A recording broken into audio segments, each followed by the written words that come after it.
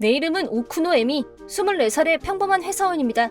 이번에는 나와 친구, 그리고 그 약혼녀 사이에서 일어난 일에 관해서 이야기하려고 해요.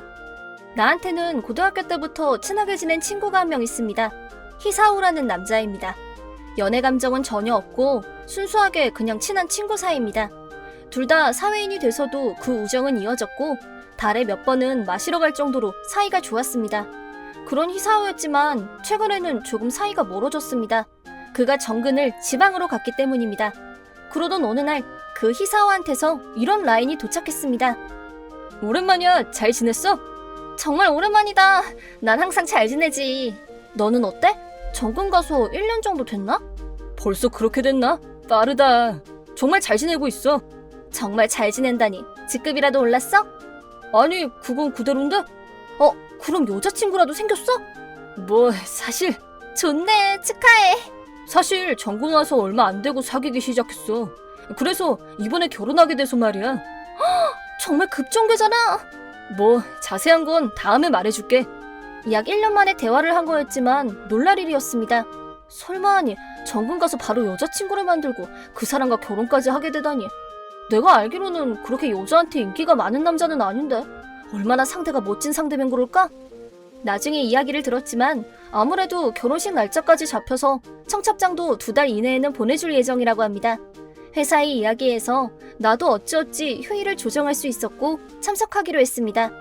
어쨌든 좋은 소식에는 틀림없으니까요. 조금은 진전이 빠르다고는 생각하지만요. 그리고 다른 얘기를 할게요. 이번에는 제 사적인 이야기입니다. 아직 독신이고 만날 상대는 아직 없지만 우선은 만나볼 사람을 찾고는 있습니다. 바에 가거나 하기는 하는데 최근에는 연애 매칭 앱이 참 좋더라고요. 친구한테 소개받아서 어떻게 시작하게 되기는 했는데 거기서 좋은 사람을 만나게 되었습니다. 상대 이름은 츠바사 씨. 나이는 나보다 2살 연하. 사진으로 봐서는 꽤 내 타입이었고 인기가 많을 것 같은 사람입니다. 아직 만난 적은 없지만 라인은 매일 주고받고 있습니다. 우선 느낌은 좋아요. 살고 있는 것도 가까운 모양이고 언젠가 실제로 만나고 싶다고 생각하고 있지만 나는 츠바사 씨한테 끌리고 있었습니다. 그리고 히사오와 이야기를 나누고 며칠 뒤 츠바사 씨가 이런 말을 해줬습니다. 그렇군요. 친구분이 결혼을 하시는군요. 갑자기 말해줘서 놀랐어요. 결혼식장은 규슈인 거죠? 네, 그쪽에서 하는 모양이에요. 부러워요. 그렇네요. 저도 그래요. 좀 다른 얘기긴 한데 사실 2달 후에 그쪽에 볼 일이 있는데 잠깐이라도 좋으니 만날래요? 정말인가요? 기뻐요. 언제로 하시겠어요? 지금이라면 휴일을 조절할 수 있을 거예요. 다행이다. 드디어 만나네요. 날이 정해지면 연락할게요. 정말 기대돼요. 저도예요. 좋은 가게 찾아둘게요. 감사합니다. 저도 좋은 가게가 있는지 찾아볼게요. 기뻐요. 서로 마음에 든 가게를 둘러보는 것도 좋겠어요. 좋습니다. 앞으로 더 즐거울 것 같은데요? 드디어 치바사 씨랑 데이트 약속까지 잡았습니다. 친구의 결혼에 자극받은 것도 있고 내 안에서는 애인이 필요하다는 마음이 커지고 있었습니다.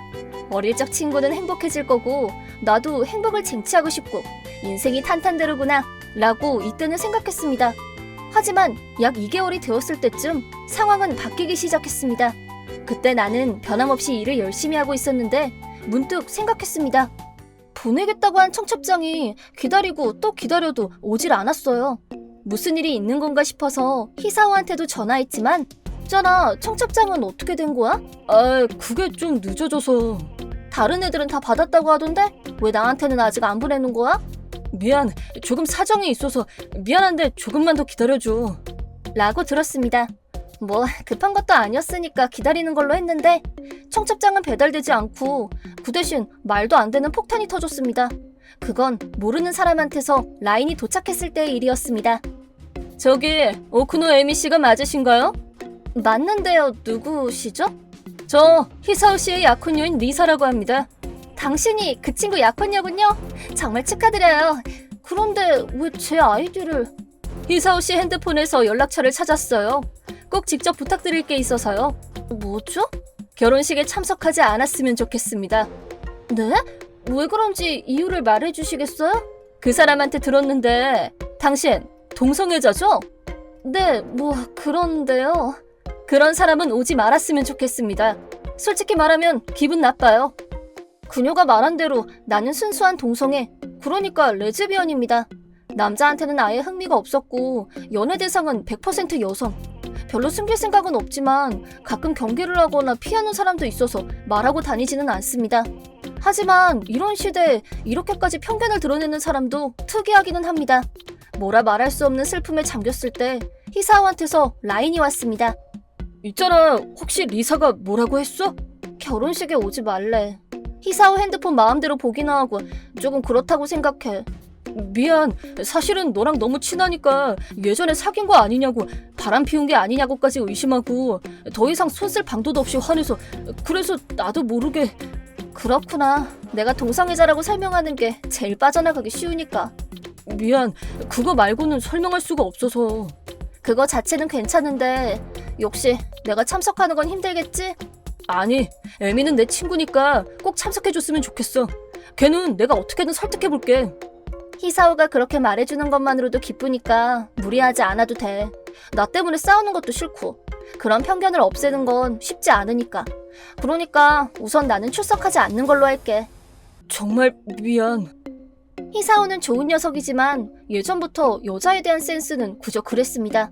내가 그걸 술 마실 때마다 주의를 줬지만 에미하고는 타입이 달라서 그래. 그렇게 말하기만 하고 전혀 개선되지 않았습니다. 동성애자 이전에 희사오가 사귀는 여자는 성격적으로 문제가 있는 여자들밖에 없었으니까요. 특히 남자 앞에서는 잘하는 타입이라고나 할까? 이번 사람도 솔직히 사이좋게 지낼 수 있을 것 같진 않았습니다. 그렇게 의기소침한 상태로 나도 모르게 츠바사 씨와 데이트하는 곳으로 갔습니다. 제대로 즐길 수 있을지 조금 걱정이었지만. 저기 에미 씨죠? 처음 뵙겠습니다. 츠바사입니다. 나타난 건 사진보다도 더 멋진 사람이었습니다. 특히 남자다운 복장과 머리 스타일이었지만 츠바사 씨도 어엿한 여자입니다. 사진보다도 귀엽게 생기셔서 놀랐어요. 아니요, 저야말로 츠바사 씨가 너무 멋있어서 놀랐어요. 기쁜데요? 그럼 가볼까요? 나는 동성애자지만 생김새는 이렇게 남자다움이 철철 넘치는 게 내 이상형. 다카라즈카 같은 거에 엄청 빠져있어서 그런가? 여성 코스플레이어가 멋진 남자 캐릭터를 하면 어떡하면 좋을지 모를 정도로 두근거려요. 남자가 멋진 남자 캐릭터를 코스플레이어 한다고 한들 아무 생각도 들지 않지만요. 동성애자 친구하고도 많은 얘기를 하지만 나 같은 타입도 있는가 하면 여리여리하고 귀여운 타입을 좋아하는 사람도 있다고 합니다. 이성애자와 똑같이 좋아하는 타입은 여러 가지라는 거죠. 우선 레스토랑에 가고 그 다음은 내가 늘 가는 바에서 칵테일을 마셨습니다. 그때의 대화로 우리들 사이에서 놀라운 접점을 한 가지 알게 될 줄은 생각하지 못했습니다. 내 이름은 츠바사, 22살의 대학교 4학년입니다. 나한테는 리사라는 이름을 가진 언니가 있는데 사이좋은 자매라고는 할 수 없는 느낌입니다. 우선 나 자신을 설명하자면 나는 순수한 레즈비언입니다. 사춘기 때부터 동성 이외의 사람에게 흥미를 가져본 적은 없습니다. 그렇다고 남자가 되고 싶은 건 아니지만 복장이나 머리 스타일은 어떻게 보면 남자 쪽에 가깝습니다. 그래서 그런지 언뜻 보기에는 중성적인 남자로 보는 사람들이 많습니다. 고등학교는 여자 고등학교를 다니기도 했고 스스로 말하긴 좀 그렇지만 인기도 좋았습니다. 여자 고등학교는 여자 역할과 남자 역할이 나뉜다고나 할까? 남자에 대한 동경의 마음을 나같이 남자같이 생긴 여자한테 마음을 품는 게 꽤 있는 이야기입니다. 츠바사 선배, 괜찮으시면 이것 좀 받아주세요.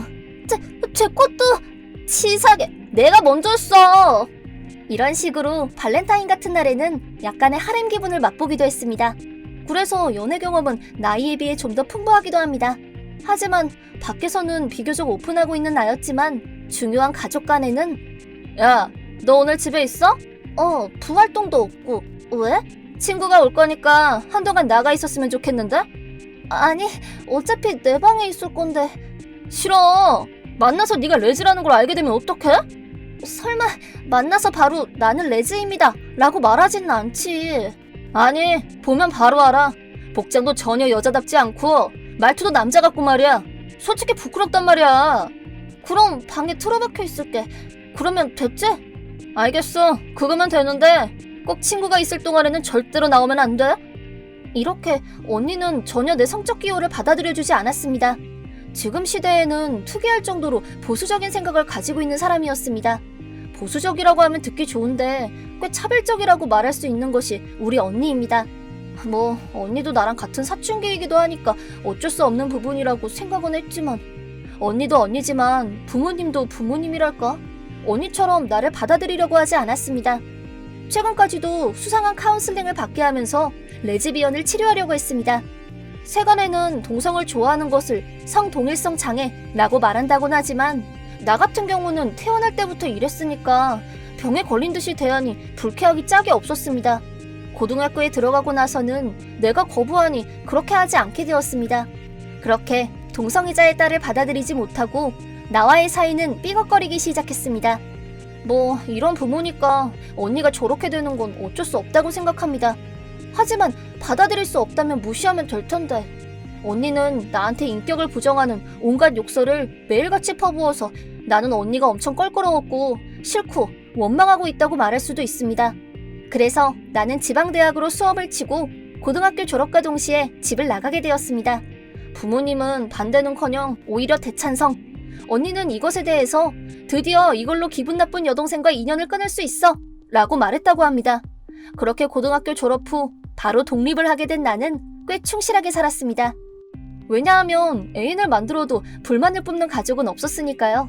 아무한테도 방해받지 않고 연인이랑 즐거운 시간을 보내고 싶어 그런 생각으로 동성애자용의 연애 앱을 이용하게 되었습니다.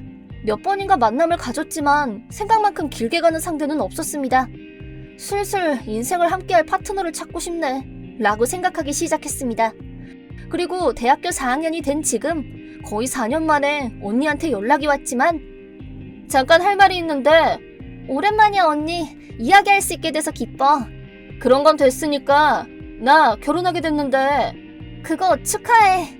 우선 여동생인 너도 참석해줬으면 해. 뭐 그건 상관없는데. 그래서 뭐 입고 올 거야? 바지, 정장. 아 정말 그럴 것 같았어. 보통은 드레스 같은 걸 입고 오잖아. 없어. 그럼 사. 만에 하나라도 네가 동성애자라는 거 들키면 죽을 줄 알아? 언니는 곧 있으면 24살. 어엿한 어른이 됐는데도 아직도 내 존재를 받아들여주지 않습니다. 어른이 되면 언니도 조금은 달라져서 화해할 수 있지 않을까도 생각했지만 이 상태라면 무리 같습니다. 그렇게 생각하면 어릴 적 그 행동이 똑똑히 기억납니다. 도저히 용서할 수 없는 분노의 감정이 치솟았습니다. 그런 일이 있고 그 다음날 나는 연애 매칭 앱에서 사이가 좋아진 에미 씨와 첫 데이트를 했습니다. 얼굴도 성격도 엄청 내 취향이었고 솔직히 지금까지 만난 사람들 중에 1등이었습니다. 재밌게 식사를 하고 바에서 한잔할 때 이런 이야기를 했습니다.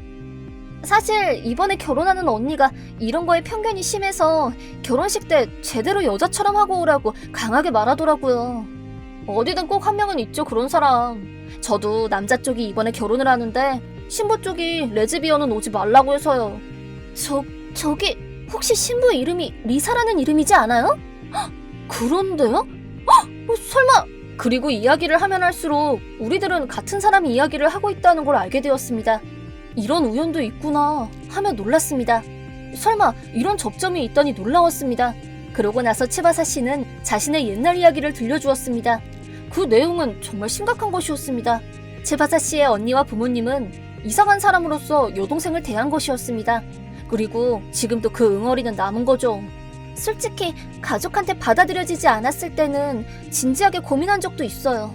그거야말로 나는 이 세상에 태어나지 말았어야 했던 게 아닌가 하고 생각할 정도로요. 어쩔 수 없었을 겁니다. 제일 이해해줬으면 하는 사람들한테 거절당한 것이나 마찬가지니까요. 그런 의미에서 나는 가족이나 주변 사람들한테 축복받은 것이나 다름없다고 생각됩니다. 하지만 츠바사 씨는 이렇게도 말했습니다. 그러니까 일단락을 지으려고 이번 결혼식에 약간의 여흥을 준비해뒀어요. 뭐 약간의 복수라고나 할까요? 그 내용은 결혼식 당일 리사 씨가 말한 대로 일반 여자와 같은 모습으로 참석한 츠바사 씨. 뭐라 말할 수 없을 정도로 차분한 마음이 들었다고 합니다. 식 자체는 막힘없이 흘러갔고 피로연에서는 따뜻한 분위기로 인생의 화려한 무대를 즐기는 신부의 모습이었습니다만 피로연 중반쯤 되었을 때 일정상으로는 친구들의 여흥을 즐기기 위한 시간이었지만 그때 천천히 단상에 올라선 츠바사 씨. 원래라면 친구들과 함께하는 여흥 시간이지만 신부의 여동생인 제가 지원해서 일정을 조금 바꾸기로 했습니다. 서론을 끝내고 불이 꺼지자 스크린이 내려왔습니다. 여흥의 내용은 언니의 사진을 메인으로 한 슬라이드 쇼입니다. 언니가 성장하는 모습을 마음껏 즐기시기 바랍니다. 그리고 말 그대로 초등학생 정도 되는 리사 씨의 사진이 스크린에 커다랗게 비쳤습니다. 처음에는 주위 사람들도 미소를 지으며 보고 있었지만 잠시 후 수근수근거리기 시작했습니다. 뭐라 할 수 없는 미묘한 분위기로 변하기 시작했습니다. 아무래도 중학생 정도 되는 리사 씨의 모습에서 명백하게 부자연스러운 모습이 눈에 띄었기 때문입니다. 그것은 당시의 리사 씨가 지금의 모습과는 전혀 다르다는 점. 눈 크기나 피부는 화장의 힘으로 어떻게든 될 수 있지만 콧대나 얼굴 윤곽이 아예 달랐고 화장으로 커버할 수 있는 영역을 넘어서고 있었습니다. 그리고 고등학생 때까지는 이런 느낌의 사진이 이어졌고 대학생이 되었을 쯤에는 지금 모습으로 급격하게 변한 겁니다. 이 당돌한 변화에 식장에서는 의심스러운 환호성이 울려 퍼졌다고 합니다. 요컨대 리사 씨는 아버지를 닮았고 세간에서는 미인이라든지 귀엽다고 들을 만한 얼굴은 아니라서 고등학교를 졸업과 동시에 부모님의 협력하에 성형을 받았다고 합니다. 그리고 어안이 벙벙해져 있던 리사 씨도 문득 정신이 들어서 뭐야? 하지마! 이거 대체 뭐 하는 거야? 지금 당장 지원! 그녀의 말이 도중에 멈춘 건 이유가 있기 때문이었습니다. 스크린에 어떤 사진이 떴기 때문이었습니다. 그건 리사 씨가 의문의 중년 남성과 팔짱을 끼고 친밀하게 걷고 있는 사진이었습니다. 그리고 이 사진이 찍힌 순간 이건 이틀 전 언니의 모습입니다. 옆에 계신 분은 회사 부장님인 것 같고 오늘도 참석하고 계시네요. 안녕하세요. 라고 하며 츠바사 씨가 방긋 웃으며 인사했습니다. 이 사진을 대체 어디서 손에 넣었는지 이건 누가 뭐래도 양다리였습니다. 게다가 상대는 결혼식장에 참석해 있었고 쓰러질 것 같이 얼굴이 파랗게 질려 있었다고 합니다. 그리고 신부 쪽도 그곳의 질세라 얼굴이 똑같이 파랗게 질려 있었다고 합니다. 멍하게 이 상황을 보고 있던 히사오는 미안, 여기까지 하자. 이 결혼은 없던 걸로 하자. 이제는 변호사를 통해서 교류하도록 하자. 잠깐만, 이야기 좀 들어봐. 야, 빨리 이 사진 좀 치워. 식장은 좀처럼 볼 수 없는 아수라장으로 변모했고 그 이후에 어떻게 됐는지는 상상도 할 수 없을 정도로 무서웠다고 합니다. 여기까지의 일을 나는 츠바사 씨가 몰래 녹화한 영상을 통해 봤습니다. 미안하지만 정말 재미있었습니다. 우선 리사 씨는 자신의 부모님한테 추궁을 당했고 이 부끄러운 줄도 모르는 거사! 뭐라고 다니는 거니? 그리고 비난을 받았으며 히사오의 부모님한테는 위자료의 결혼식장 대관비, 예물 비용 등 하나하나 전부 다 청구할 거니까요! 라고 하며 들이대고 있었습니다. 그날 모인 친구들과 동료들도 다시는 보지 말자, 너와의 인연은 여기까지야 라고 말하며 줄지어 퇴장했습니다. 게다가 리사가 양다리 걸친 부장은 나는 속았다고! 저 여자한테 당한 거란 말이야! 대성통곡을 했으나 아내분인 것 같은 여자분한테 싸대기를 맞고는 졸도했습니다. 이건 이혼 확정 루트네. 지금까지 봤던 어떤 드라마보다도 재밌어. 최고야! 그렇지? 나도 이걸 보고 드디어 가족에 대한 감정을 일단락 지을 수 있을 것 같아. 이사오하고도 연락이 됐는데 이제는 결혼하기 전에 애미랑 같이 만나서 나쁜 여잔지 아닌지 체크해줬으면 좋겠다고 했어. 그게 좋지. 그런 언니랑 결혼하려고 했더니 솔직히 말하면 보는 눈이 아예 없는 거나 다름없으니까. 그리고 우리들은 그날부터 교제하게 되었고 3년을 사귀고 드디어 올해부터 동거를 시작했습니다. 그러던 어느 날 츠바사 씨가 무슨 종이를 들고 와서 이거 시부야고의 파트너십 신청서인데. 츠바사 씨, 나는 이제부터 쭉 애미랑 함께하고 싶어. 답은 지금 주지 않아도 되니까 언젠가 나랑 결혼해줬으면 좋겠어. 지금 당장 오케이 하는 게 당연하잖아. 기뻐요, 츠바사 씨. 그러고 나서 우리들은 친한 친구들만 초대해서 결혼식 파티를 했습니다. 당연히 츠바사 씨의 가족은 초대하지 않았습니다. 우리 부모님은 동성애에 대해 편견이 없으니까 나랑 입양하는 것도 괜찮지 않아? 라고 말했어. 애미네 부모님은 정말로 멋지시네. 나도 친하게 될 수 있으려나? 벌써 마음에 들어 하시니까 괜찮아. 이제부터 멋진 가족을 만들어봐요, 츠바사 씨. 나는 애미랑 만나서 정말 기뻐.